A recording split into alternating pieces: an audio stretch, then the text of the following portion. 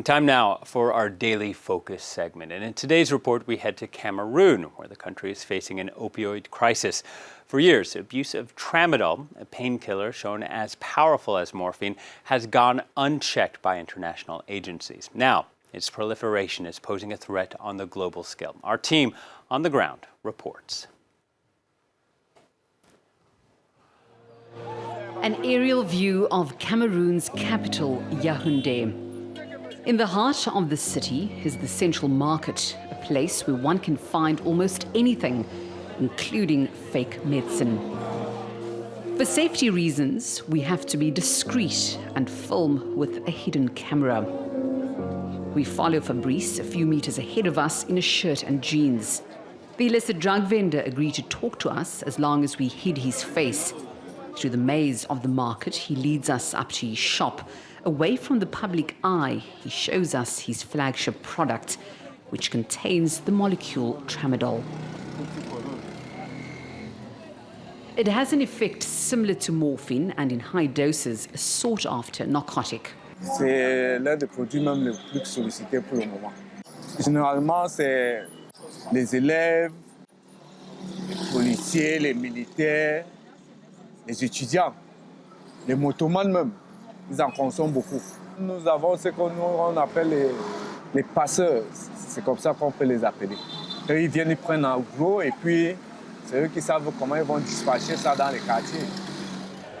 Tramadol is increasingly becoming the recreational drug of choice in the country.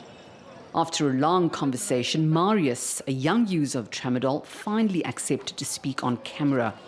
He explains the euphoric effect it has on him and his friends. Quand moi je prends, je me sens franchement courageux et fort.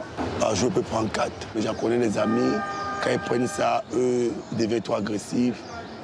Bon, overdose aussi. J'en connais beaucoup d'amis qui sont morts de ça. Illicit sales of Tramadol are on the rise in West and Central Africa. These photos illustrate cargo seized by Ivorian authorities. While millions of tablets are flooding the market, the United Nations are now sounding the alarm. Tramadol is no longer just the so-called jihad drug used by terror groups in the region. Hundreds of kilometers from the Sahel, Tramadol, generally made in India, is appealing to a new market. Its ease of access has become a concern in some schools in Cameroon, like this high school on the outskirts of the city. Here in our school, we have students who take Tramadol pills, and we've seen how violent some of them have become. They're aggressive, not only with their peers, but also with teachers and adults. One such student raped an 8-year-old girl. Dans notre établissement, il y a certains élèves qui consommaient de la drogue, et ce n'est pas du tout important. Ça ne donne rien de bon. Raising awareness in schools before it's too late. These kinds of initiatives are still rare in Cameroon, according to Titus, who's leading the day's proceedings. In Cameroon, when it comes to drugs, the answer is always repression. So the simple fact of having a principal inviting a group like ours to talk with his students, that's already a very positive thing. The risk of addiction to Tramadol and other drugs is a big threat to the country's crippling public health sector. There's only one rehab center in the country. It's situated in this district of Douala, Cameroon's second biggest city.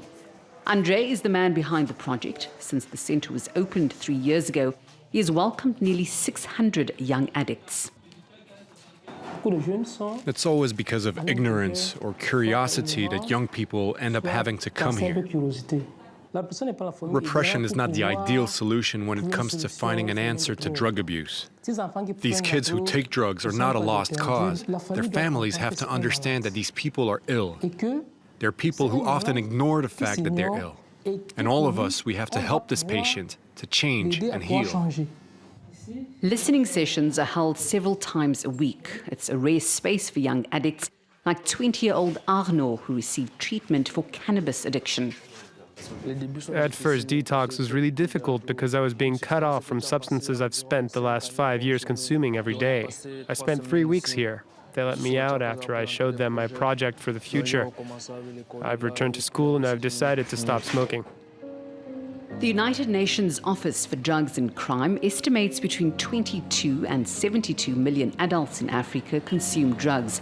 The gap in statistics is attributed to the shortcomings of member states reporting to the UNODC. Nevertheless, these figures make the continent a target for drug traffickers who see a gigantic market for potential customers.